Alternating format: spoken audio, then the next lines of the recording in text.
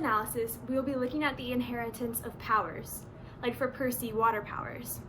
For simplicity, we will say having powers is a simple Mendelian trait. And that means that one allele completely dominates over the other, and the trait is on one loci or one location along the chromosome. We will also say that for a simple Mendelian trait, there is random segregation, and that means that each allele is segregated randomly into a gamete during meiosis without mixing or fusing between dominant and recessive alleles. For the Percy-Jackson series, random segregation is kind of like his relationship with Grover, his best friend, as Percy is the main character who typically dominates the situation, like a dominant allele. However, Grover does not morph his personality to be more like Percy. They do not fuse, and Grover and Percy can separate when the situation necessitates it.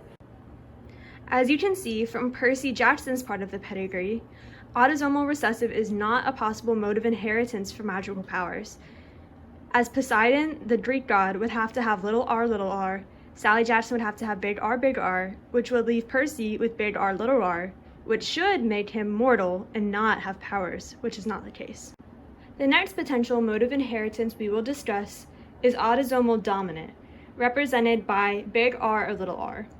In this case, the affected individual with magical powers would either be big R or big R. As you can see here, this is a consistent mode of inheritance. I've shown Percy Jackson's part of the pedigree as a non-example for the X-linked recessive mode of inheritance.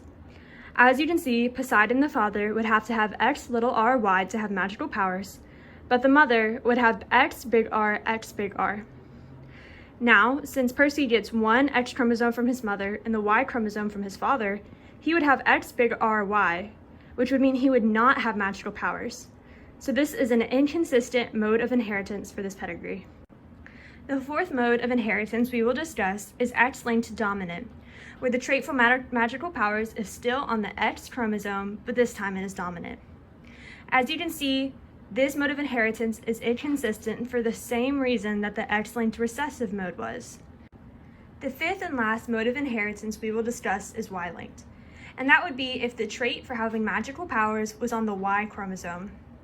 If this were the case, only the males would have magical powers since only the males have a Y chromosome. However, as you can see with all of the yellow underlining, all of the underlined females have magical powers.